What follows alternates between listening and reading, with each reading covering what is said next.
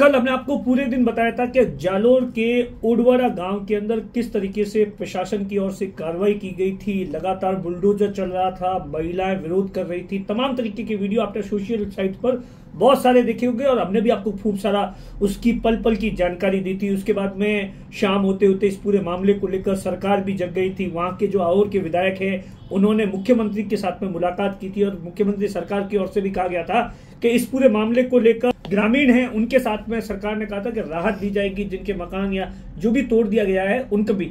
अब इस मामले को लेकर एक बड़ी खबर इस वक्त आ रही है। बड़ी खबर है कि हाईकोर्ट ने जितनी भी कार्रवाई हो रही थी उस पर रोक लगा दी है। जी हां, आज सुनवाई हुई हाईकोर्ट के अंदर। वहां पर ऐसा बताया जाता है 29 के आसपास जो याचिकाकर्ता थे उनकी याचिका पर सुनवाई हुई और वहां पर वकीलों की ओर से कहा गया कि ये गांव ऐसा नहीं है कि कोई हमने कोई 10 साल 5 साल पहले कोई अतिक्रमण कर दिया है। हमारी कई पीढ़ियां हैं जो कि लगातार यहाँ पर रह रही है। सरकार की जितनी भी वेलफेयर स्कीम होती है उसका बेनिफिट मिल रहा है। हमारे पास में आधार कार्ड है और वहां पर हमारे पास में बाकायदा पट्टे हैं और यहाँ तक कि पीएम आवास तक बने हुए। लेकिन उसके बावजूद भी प्रशासन ने हमें 91 का एक नोटिस देकर इस तरीके की कार्रवाई कर दी है जो कि सरासर गलत है। और उसके बाद में हाईकोर्ट ने इस पूरे मामले को लेकर सीधे तौर पर प्रशासनिक कार्रवाई पर भी सवाल खड़े किए कि जो कार्रवाई करनी चाहिए थी उससे पहले तमाम जो डॉक्यूमेंट है उसका वेरिफिकेशन होना चाहिए था। किसी के पास में पट्टा है, किसी के पास में सरकार की वेलफेयर स्कीम है, तो आखिर ये कैसे हुई? जब वो अगर ओरन की जमीन है तो सरकार ने उन्हें कैसे वहां का बिजली का कनेक्शन दे दिया, पानी का कनेक्शन दे दिया या पट्टा बना दिया? इन तमाम चीजों को लेकर अब हाईकोर्ट की ओर से जो जानकारी निकल कर आ रही है उसमें जो श्याम पालीवाल है, याचिकाकर्ता के वकील है, उन्होंने सीधे तौर पर यही कहा है कि हमारे पास में पट्टे है, संदिग्ध है और तमाम चीजों को लेकर अब है वो रोक लग गई है। और कहा गया है हाईकोर्ट की ओर से कि पहले डॉक्यूमेंट का वेरिफिकेशन करना है प्रशासन को। तब तक जब तक वेरिफिकेशन नहीं होगा तब तक कोई भी प्रकार की कार्रवाई नहीं होगी।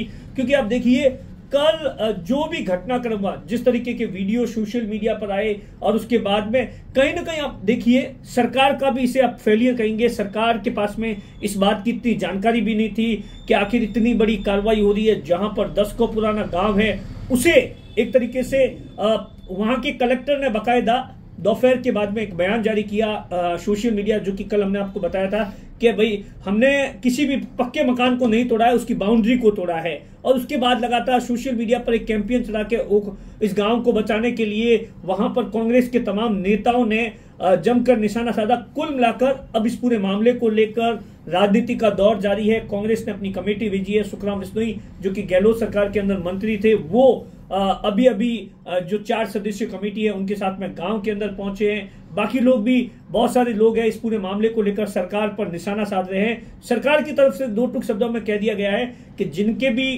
मकान या बाउंड्री गिराई गई है उनके साथ में सरकार खड़ी है, जो ज्यादा से ज्यादा बेनिफिट होगा।